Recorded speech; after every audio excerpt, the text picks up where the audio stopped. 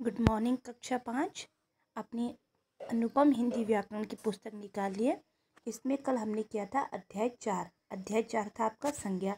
हमने इसमें संज्ञा पढ़े था। संज्ञा के 3 भेद पढ़े थे, व्यक्तिवाचक, जातिवाचक, भाववाचक। आज हम इसका अभ्यास करेंगे, तो आप इसका अभ्यास निकालिए। ये देखिए, अब ये देखिए मौखिक और लिखित प्रश्न हम बाद में करते हैं। पहले उचित विकल्प पर सही निशान लगाइए।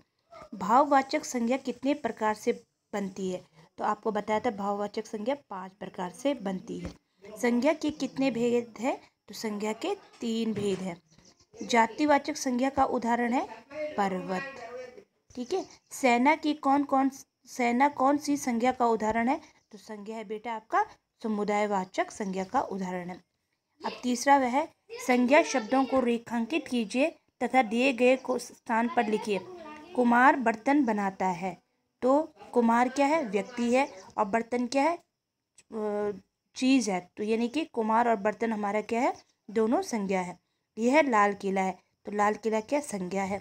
दिल्ली भारत की राजधानी है। देखो दिल्ली क्या है? शहर का नाम है, भारत एक देश का नाम है, और राजधानी जगह का नाम है। तो ये तीनों संज्ञा है। घौ वाला है हमने ताजमहल देखा, तो ताजमहल क्या इसमें संज्ञा है। फिर है हमें पढ़ाई करनी चाहिए, तो इसमें पढ़ाई एक क्रिया है जो कि किसके रूप में है? संज्ञा के रूप में है। तो ये पढ़ाई इसमें संज्ञा है। अब देखिए नीचे दिए गए शब्दों को पढ़िए तथा संज्ञा के भेदों के नाम लिखिए। सबसे पहले है सैनिक, तो सैनिक है समूहवाचक संज्ञा, क्योंकि सैनिक क्या होते हैं? समूह में होते हैं। उसके बाद है हरियाली, तो ये है भाववाचक संज्ञा, क्योंकि हरियाली क्या है? भाव बता रही है। आम, ये क्या है? व्यक्तिवाचक संज्ञा है। कुतुब मीनार क्या है? व्यक्तिवाचक संज्ञा है। सलमान खान व्यक्तिवाचक संज्ञा है, और बीरबल भी व्यक्तिवाचक संज्ञा है।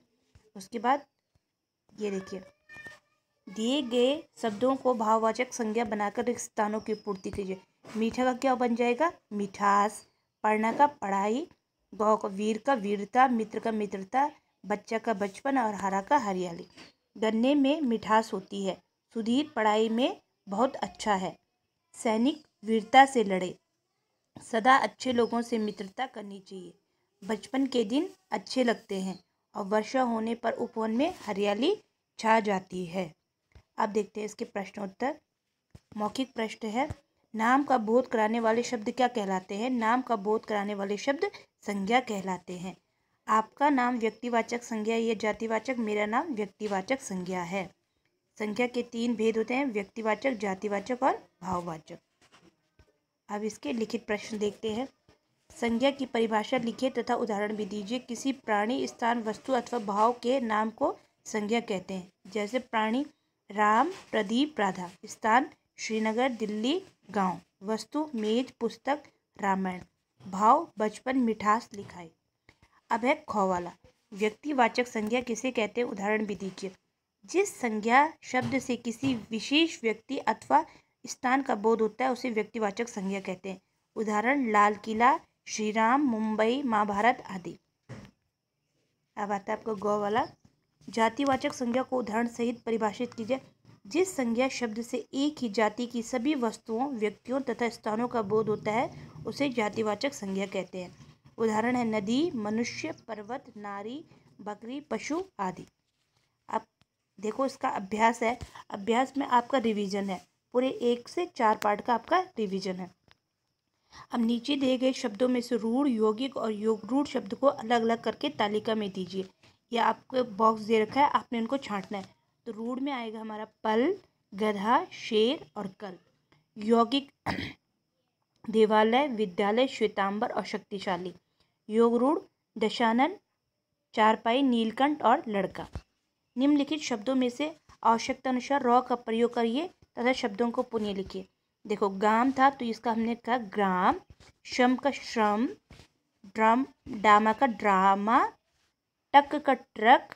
प्रसन्न का प्रसन्न। चक्र का चक्र। इस प्रकार से हमने रॉ की मात्रा का प्रयोग किया। अब देखिए निम्नलिखित शब्दों का वर्ण विच्छेद कीजिए। परिश्रम, प धन अ धन र धन इ धन श धन अ धन म धन अ, परिश्रम। फिर है ख गुलाब, ग धन उ धन ल धन आ धन ब धन अ, गुलाब। अब निम्नलिखित जातिवाचक संज्ञा के लिए व्यक्तिवाचक संज्ञा लिखिए। जातिवाचक के लिए आपने क्या लिखना है? व्यक्तिवाचक। देश, हमने लिखा देश क्या होगा व्यक्तिवाचक संज्ञा में? भारत। नदी गंगा। भाषा हिंदी। पहाड़ हिमालय। खिलाड़ी सचिन तेंदुलकर। अब है निम्नलिखित शब्दों के लिए भाववाचक संज्ञा बनाई। मित्रता, मित्र का मित्रता। खेल का खेल, खेलना का खेल। बच्चा का बचपन। चालाक का चालाकी। पेज पलटिए। अब है नीचे दी गई शब्द सीढ़ी पूरी कीजिए। इक, एक ख से खत्म हुआ तो ख से हमने खरगोश बनाया। शौ से खत्म हुआ तो सलगम। मौ से खत्म हुआ तो माला। लौ आ रहा है तो लाहौर। रॉ आ रहा है तो राम। मौ आ रहा है लास्ट में महल। और लौ आ रहा है तो लड़का। अब रिक्त स्थानों की पूर्ति कीजिए। वर्णों के सार्थक समूह को शब्द कहते हैं। ख, वर्ण भाषा की सबसे छोटी इकाई है। ग, जिस शब्द से किसी विशेष व्यक्ति, वस्तु, स्थान का पता चले उसे व्यक्तिवाचक संज्ञा कहते हैं।